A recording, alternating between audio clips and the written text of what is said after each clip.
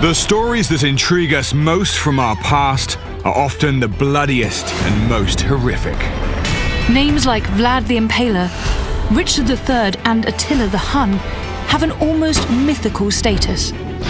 And we remain fascinated by the dark deeds of Roman emperors and rampaging Vikings. But it's easy to forget that these people and their victims were real. And that the facts are usually more complicated than the bloody tale. I'm Joe Crowley, journalist and investigator. And I'm Dr. Susanna Lipscomb, historian and author. Together, we're going to discover the secret stories behind history's most infamous characters and events. Looking again at history's crime scenes. So this is it, this is case closed. Hunting down evidence. Wow, so look at these. So these are the proof. And coming to some very surprising conclusions. Think you know history's bloodiest tales? Time to think again. In this episode, we investigate 3 gruesome acts of revenge. Benito Mussolini, the dictator's demise. Who pulled the trigger? We can probably tell which gun was used. James Hines, celebrity highwayman. Was his horrific execution prompted by a personal vendetta? When he had a chance to escape, he took it. And Napoleon Bonaparte cheats death to wage his own war on terror. He's supposed to have said, "We must have vengeance like a thunderbolt."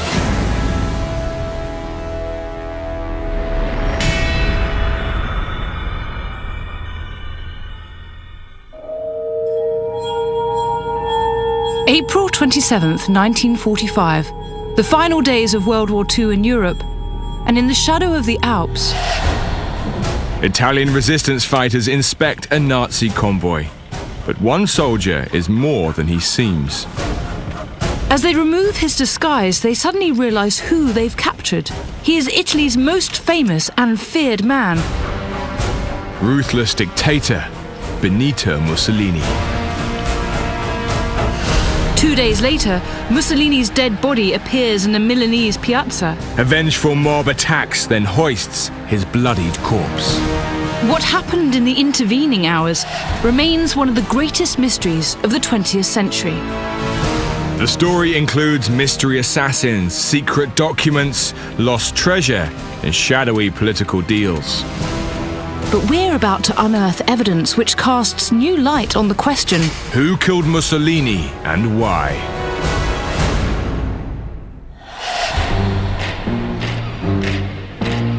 For almost 21 years, Benito Mussolini ruled Italy with an iron fist. Benito Mussolini, inventor of fascism.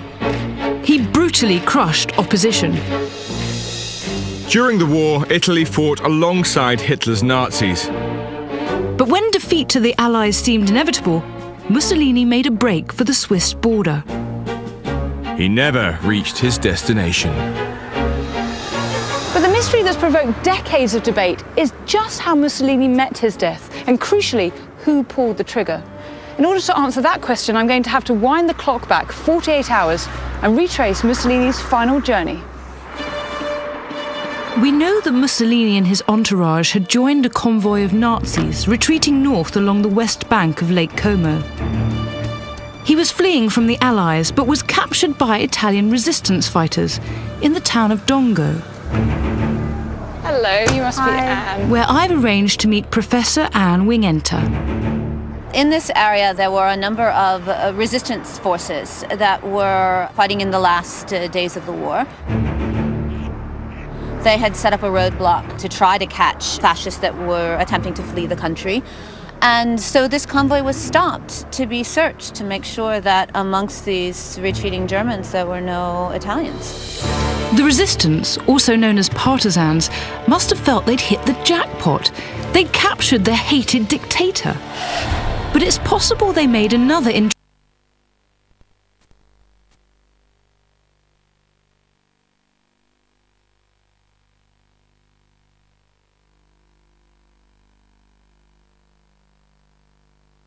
many of which disappears after the war. This was turning into an amazing day's work for the resistance. They'd also captured 16 members of Mussolini's entourage, including his mistress, Clara Petacci. Amid the chaos, Mussolini and Petacci were separated from the others and driven away.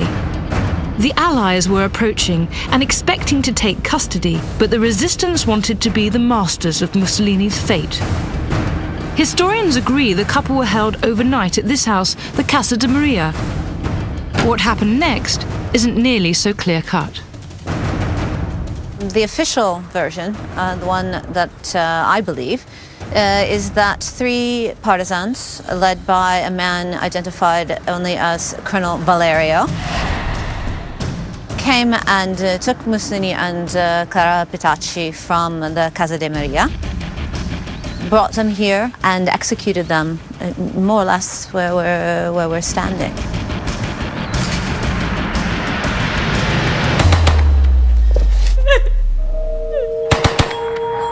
So who was the mysterious Valerio who executed the couple at these gates? His identity was kept a close secret.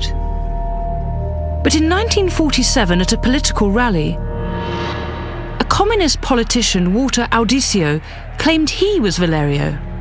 He certainly picked his moment.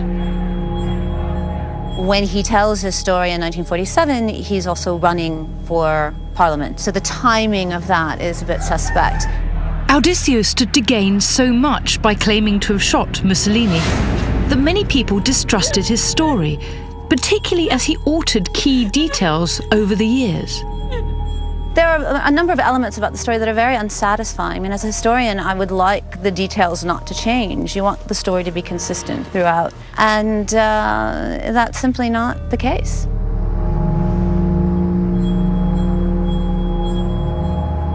We know what happened to Mussolini's associates. They were actually executed here. This railing still bears the bullet holes that tell the story. But when it comes to Mussolini's death, it's the story itself that's riddled with holes. And what's aroused my curiosity is this fabled treasure.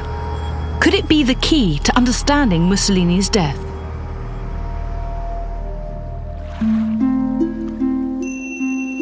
While Susie follows the treasure trail, I'm going to investigate an alternative version of Mussolini's final hours. Speculation about his death is a national obsession in Italy. But if Audicio didn't pull the trigger, then who did? I've come to the shores of Lake Como because I've managed to track down a former soldier who was stationed around here in 1945. And he says he can tell me who really shot Mussolini. 91-year-old Bruno Lanati joined the resistance in 1943. Bruno. Oh, salve, salve. I'm Joe. Salve. He says he witnessed Mussolini's final moments. So, who shot Mussolini? Io. I did.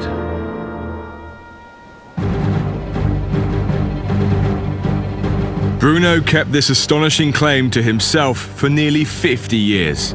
If it's true, why didn't he say anything at the time? Why? It would have been big trouble if I had said back in 1945 that I had killed Mussolini.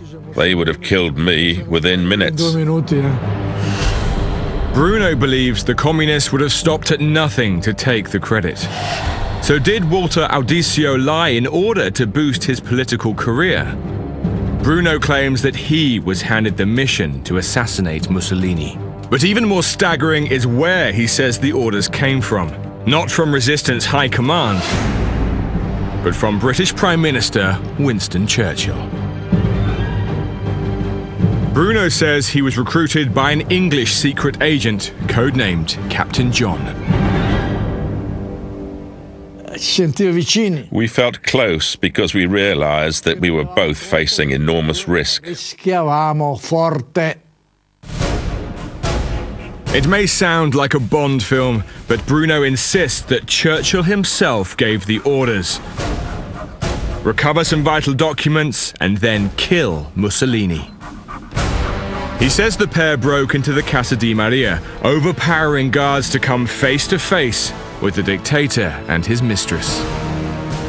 La Petacci. She asked me Is it the end for us then? E io ho detto... I told her, no, it is not the end. I lied. È lì. Bruno led the pair outside. He wants to show me where he says he executed his orders. So in that moment then you've stopped and Mussolini is here. Sì, così. So he's here and then you're just here. And that's it. Pram, pram, pram. Bruno says he shot Mussolini with a British Sten gun. Then Captain John shot Petacci. You're saying the Italian dictator Mussolini fell and lost his life here? Beh, insomma, When you're at war, your death, my life. mors tua, vita mea. Bruno's story is almost unbelievable, and he's had to get used to being called a liar. He says they never found the documents Churchill wanted, yet he remains defiant about the lack of evidence. Le prove, penso I believe that the British Secret Service and the government are aware of the facts. niente di questo.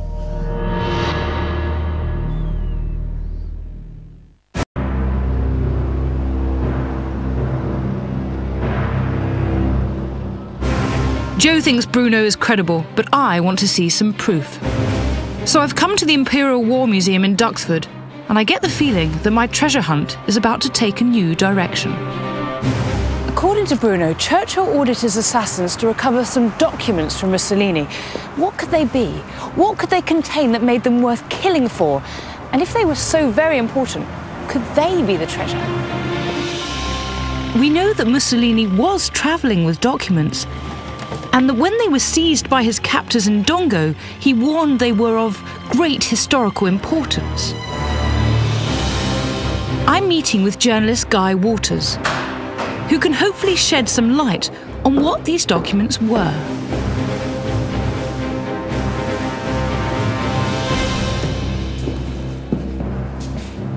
So what have you got for me? Well, here we have a copy of Oggi magazine, and this was a huge magazine in Italy, sold 450,000 copies, and in 1954 it produced this absolutely explosive material of the Churchill-Mussolini correspondence, and in it were scores and scores of letters that purported to come from Winston Churchill to Benito Mussolini.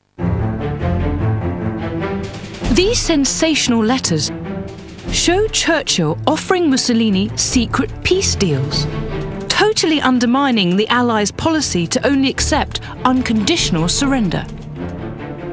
Throughout the war, you've got Churchill making promises to Mussolini that he'll keep him safe and he'll help him. And it's just the most extraordinary trail of letters that builds up a kind of profile of a dialogue going on between these two men who are meant to be sworn enemies. Are these the documents that Bruno says he was sent to recover? Are these the letters that Mussolini died for?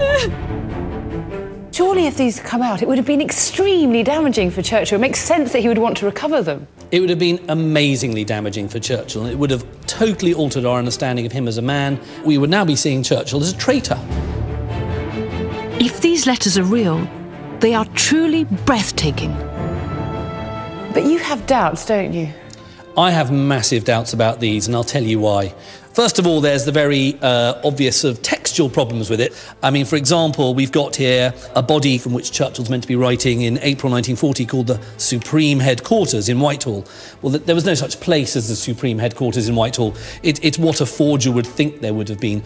Secondly, it goes against everything we know about Churchill, who is one of the most analysed figures in world history. This is impossible.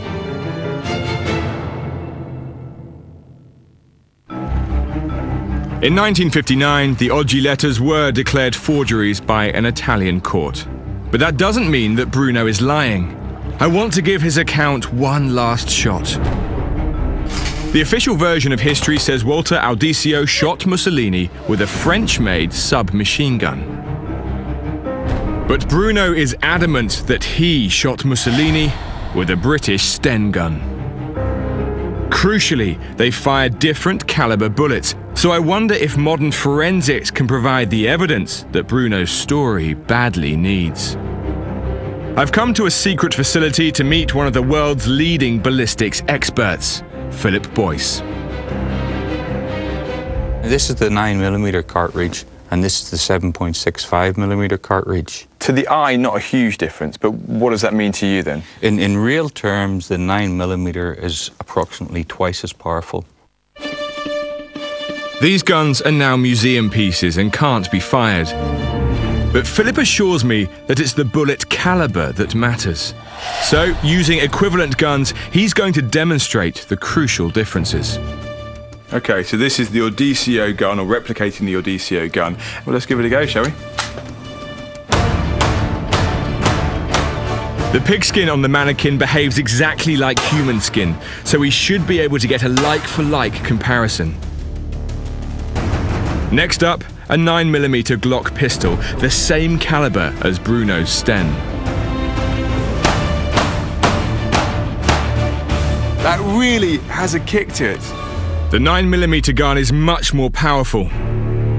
And to experts, the holes are clearly different.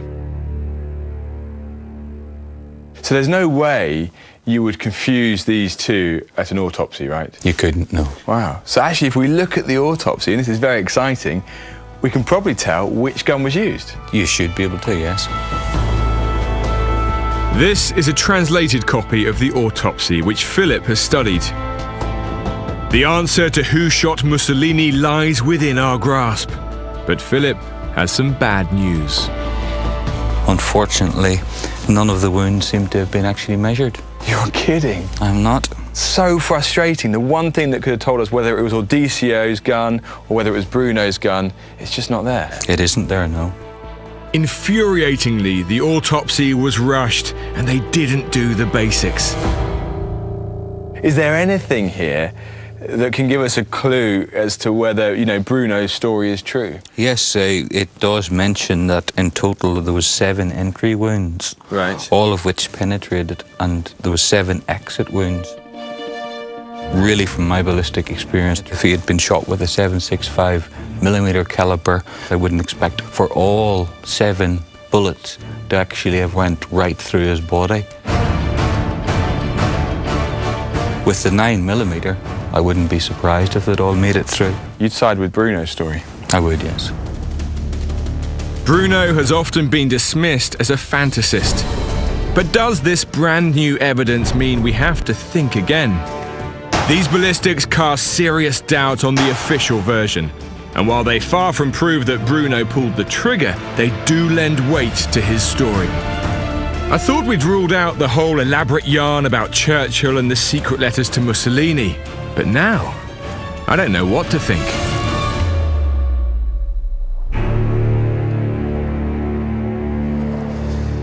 It's hard to imagine that we'll ever know for sure who shot Benito Mussolini. But after all our investigations, I have received this postcard from Susie. Beautiful view. Do you think the artist found what they were looking for? Well, the view is clearly Lake Como in the summertime. The date, 1945, and the artist, one Winston Churchill. Of all the places after the war for him to come on holiday, he chose here. Surely he wasn't looking for those letters, was he?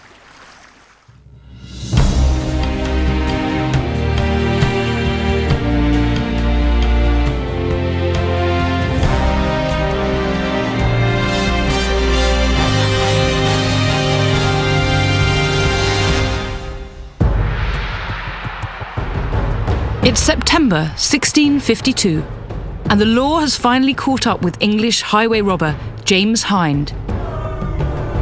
In moments, he will be hanged, drawn, and quartered. A traitor's death.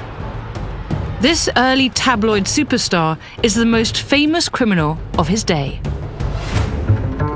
But robbery, no matter how audacious, is not treason. So what did James Hind do in order to die as a traitor? Is it possible the manner of his death was ordered by England's king killer, Oliver Cromwell? Now do as I command!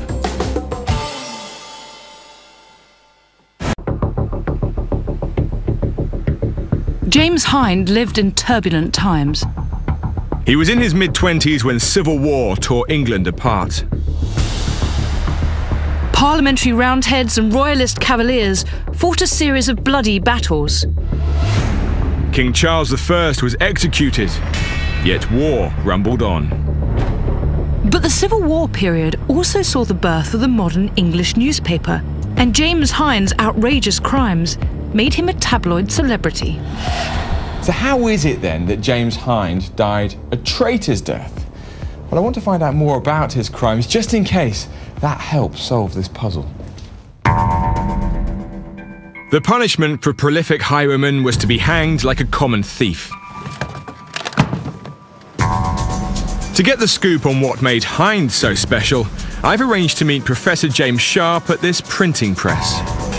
One of the things people like reading about then as now is crime. Yeah, crime sells. So what were they saying about Hind?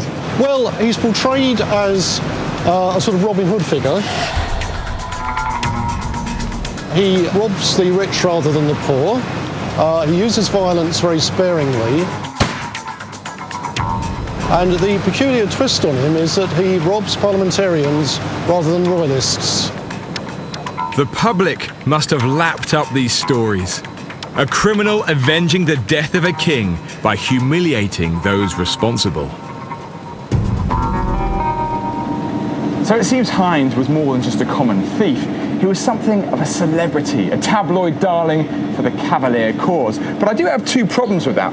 First of all, as we all know, you can't believe everything you read in the newspapers. And secondly, even if it was all true, it doesn't really add up to treason. There has to be more to why Hind died as a traitor. And I've managed to find one story, printed after his death, which could explain everything. It suggests that he made a personal enemy of the most famous parliamentarian of all time, Oliver Cromwell. As a key figure in the Civil War, Cromwell was enormously powerful. He'd go on to become Lord Protector of England. But legend has it that ever since one fateful encounter, he'd held a personal grudge against James Hind. The story goes that one day Oliver Cromwell was travelling between London and his house near Cambridge. But even for the most important man in England, the open road was full of perils. For lying in wait was none other than the great royalist avenger, James Hind. He planned to ambush Cromwell and capture his greatest prize yet.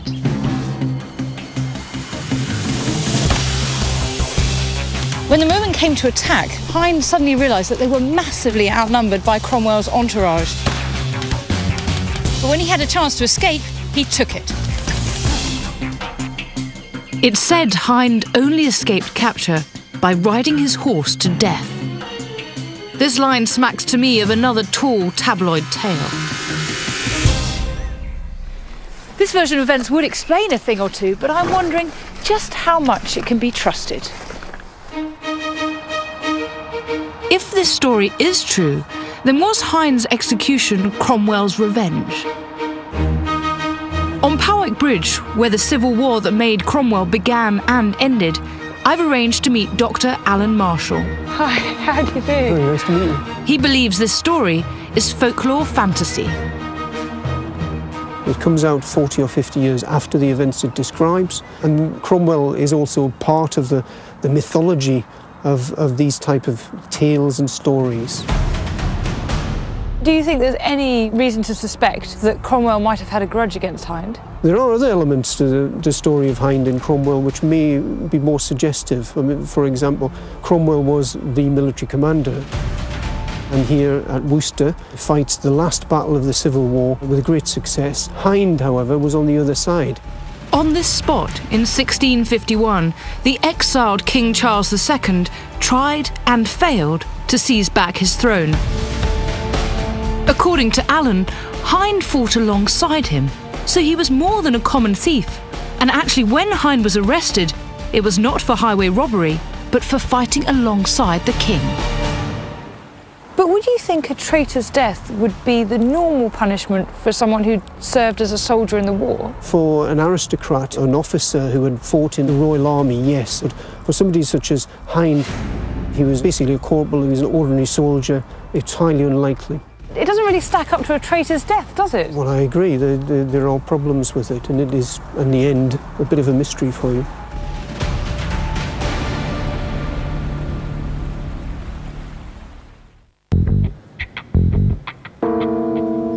With all the tabloid hype surrounding James Hind, it's difficult to separate fact from fiction. We can be sure he was arrested in November 1651 for fighting with the Royalists at Worcester.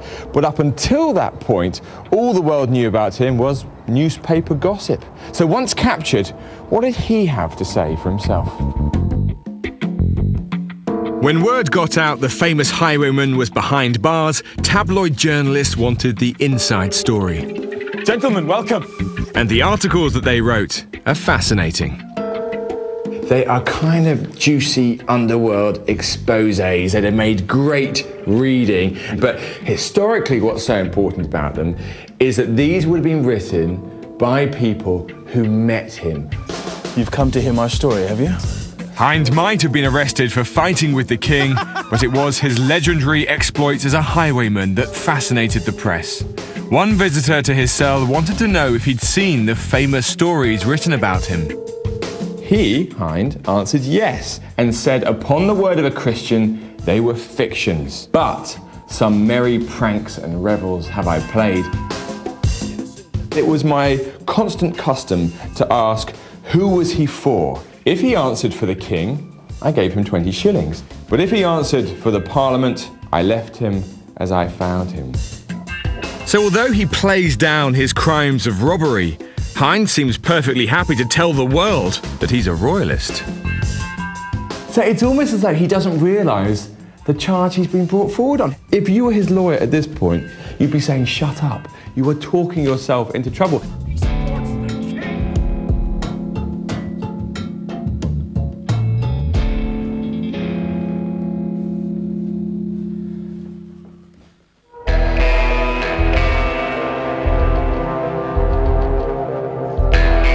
Joe thinks that's case closed, but I'm not convinced. I don't believe he was stupid in talking to the papers. I think this royalist rogue had a game plan. I think that James Hind knew that more prominent royalists than he had walked free. I think he thought it was safer to risk justice as a royalist than as a highwayman. It was a gamble, and he staked his life on it. To find out why he lost the bet, I've returned to Worcester, where his luck first turned. Hind was arrested after the decisive battle here, unlike Charles II, who somehow evaded capture. Dr. Gillian Spraggs has offered to explain why one rumour in particular meant the odds were stacked against Hind. There were stories from in the weeks after the Battle of Worcester that Hind was the person who had helped Charles II escape from the field and had guided him to safety. That's quite a large claim. It is quite a large claim. It was quite dangerous for Hind. So how did the establishment learn of these rumours? There were stories in the press. So they read it in the papers? That's what it amounted to, yes.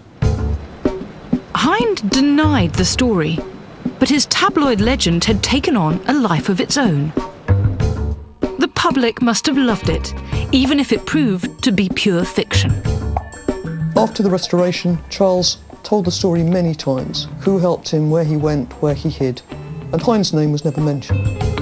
It seems Hind's gamble had failed because he wasn't in control of his public image.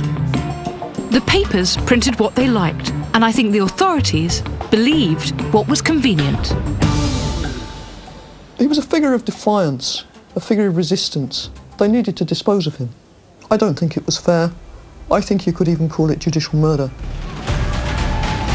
Whether it was Cromwell or someone else who gave the order, James Hind paid the ultimate price for professing his loyalty to the king. On the 24th of September, 1652, James Hind died a horrible death here in Worcester. His last words were, God bless the king.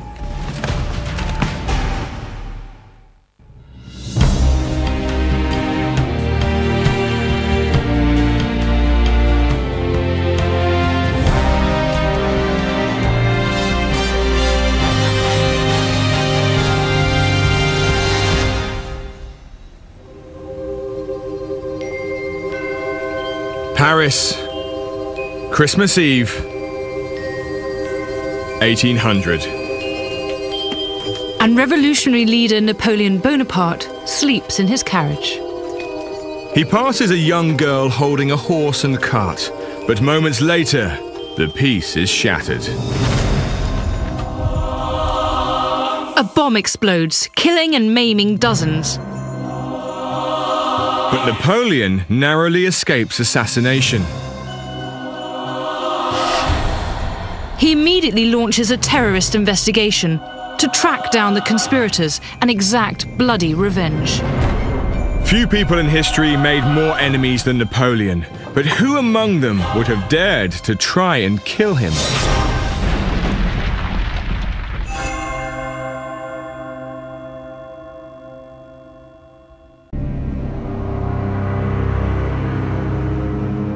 In the 1790s, bloody revolution annihilated the French aristocracy. Radical insurgents known as the Jacobins unleashed the terror, sending thousands, including the king and his wife Marie Antoinette, to the guillotine. In 1799, Napoleon Bonaparte, a former Jacobin himself, seized control of the revolution, becoming first consul of France. In need of stability, he declared the bloodshed over and tried to make peace with the royalists. This enraged the Jacobins, who felt Napoleon had sold out the revolution.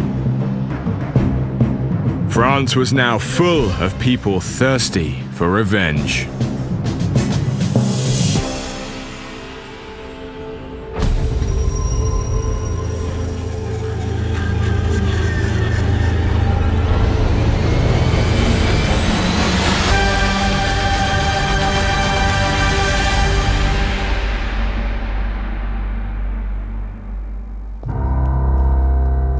Having seen the sheer violence of that, the flying shards, the pieces of wood and metal, I'm not surprised that some reports put the death toll as high as 20. In 18th century Paris, this would have been utterly terrifying. And just as after JFK's assassination or the 7/7 bombings, there would have been fear, there would have been outrage, and there would have been a massive manhunt.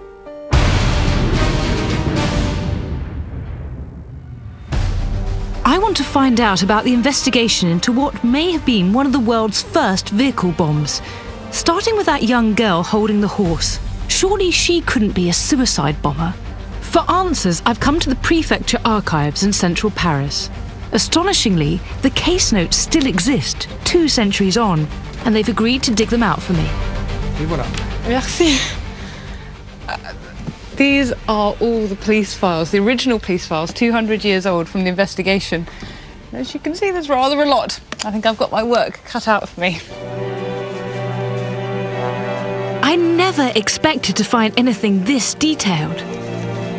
These amazing files contain eyewitness statements, post-mortems, crime scene analysis, the sort of detective work you'd expect today. The police managed to track down the girl's mother, and I found the statement she gave about her daughter. Her name turns out to be Alexandrine, and it says she was selling bread in the road. And then this is the crucial bit. It says that she was approached by a man who promised her a small number of coins if she would stand and hold the harness of his horse for some time. And so she agreed. And in doing so, she unwittingly exchanged her life for the promise of a little cash. So who was this ruthless child killer and would-be assassin? This police memo instructs all officers of Paris to find him and how to go about it. It says you can identify this person because they would have had a horse yesterday and now they don't. And it says to the officers, go about this business with all zeal and all intelligence of which you are capable. If they can identify the owner of the horse, they've got their bomber.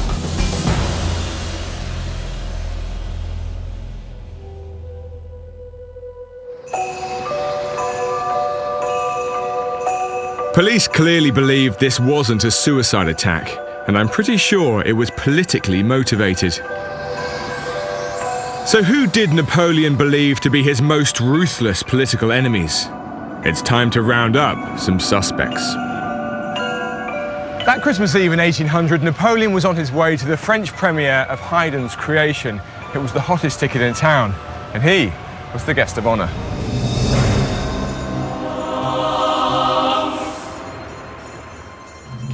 He wasn't far from the opera house when the explosion ripped into the Paris night.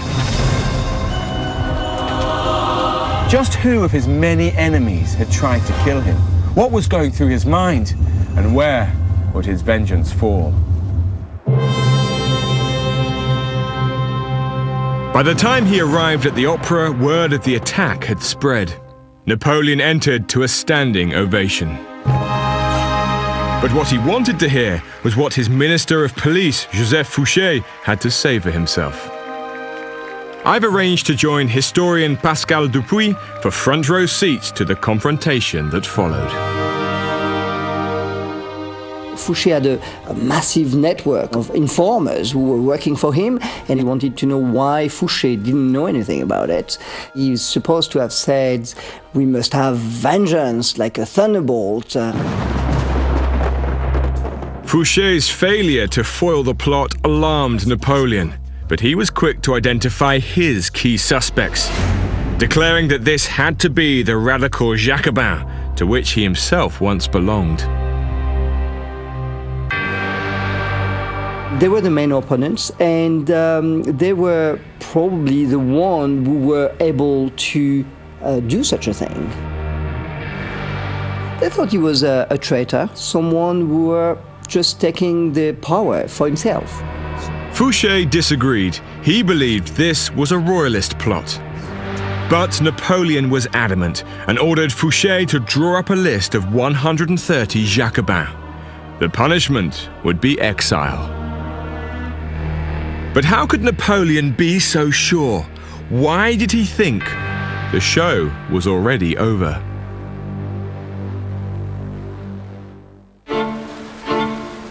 While Joe delves further into the politics, I'm back on the detective trail.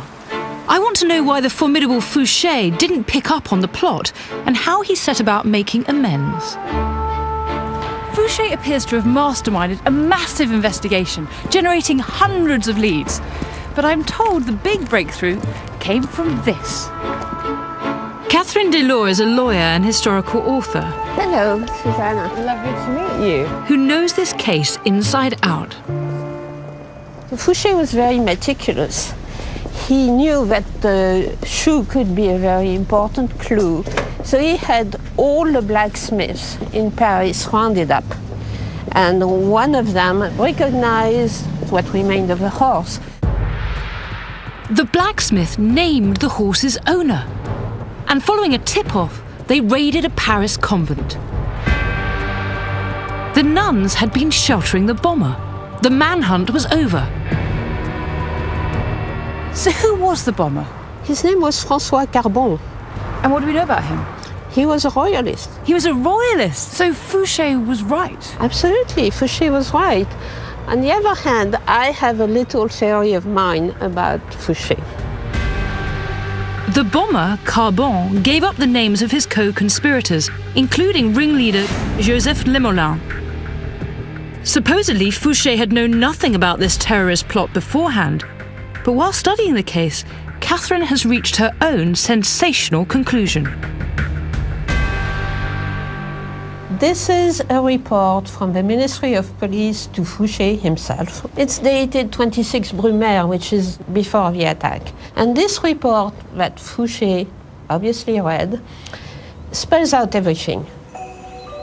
It says that Limoëlan has just arrived in Paris to prepare a big strike.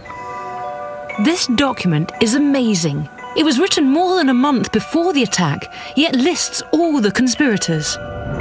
From everything we know about the meticulous Fouché, he's not the sort of man to have ignored something like this. So why doesn't he do something to stop it? Well, Fouché is the ultimate political survivor. Fouché was ready for any outcome. He was ready for Napoleon being assassinated, and maybe he wouldn't have minded that. On the other hand, if the attack failed, as it did, he was ready to be the super cop who knew who the culprits were, because of course he knew in advance. So either way, he was going to come out on the winning side. He was just a brilliant political player. Oh, he wasn't very nice, but he was brilliant. Wow, what a nasty piece of work. Fouché knew there was a plot afoot and he decided to play politics. With friends like that, who needs enemies? One can't really blame Napoleon for being a bit paranoid and pinning it on the wrong people. But now he'd have to free the Jacobins, wouldn't he? Napoleon had been adamant that the Jacobins had tried to kill him, but now Fouché had proven that theory wrong. I want to know what happened to the guilty royalists, but also what was in store for those who'd been falsely accused. The Hôtel de Ville was once Paris's Place de la Guillotine, where thousands of people lost their heads. It's where I've arranged to meet historian Peter Hicks, an expert on the reign of Napoleon.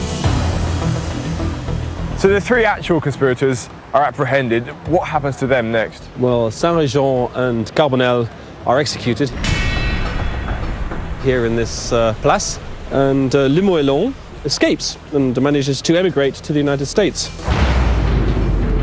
In April 1801, François Cabon and a co-conspirator paid for their treachery at the guillotine.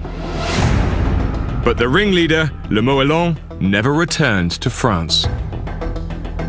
And what about, at this point, the Jacobins? Because presumably, justice has been done, it's been seen to be done, so they're off the hook, are they? No, the Jacobins aren't off the hook. In fact, I have a document to show you which shows you how much the Jacobins were not off the hook. After the attack, Napoleon ordered Fouché to compile a list of Jacobins for exile. And it's that very list that Peter wants to show me. This is the final document that shows you the list of all of the Jacobins who were sent to the Seychelles. They were sent out to die. There's no evidence for this. They're innocent of this crime, and yet they're still deported.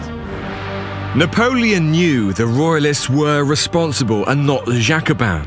So why did he go ahead and exile them anyway? He's a tremendously canny politician. He wants to be the Jacobins, and this document shows that Napoleon has said, it's the Jacobins, and these are the guys who are going to be deported.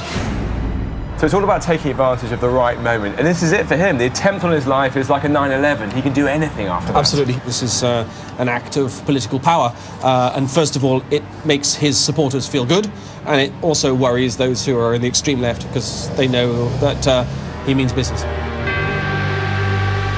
When I think about the way Napoleon fought his own war on terror, I've got very mixed feelings.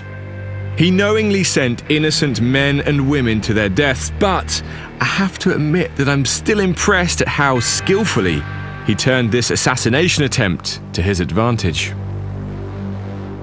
He was an opportunist, he was a strategist, and in just 4 years, he would be emperor.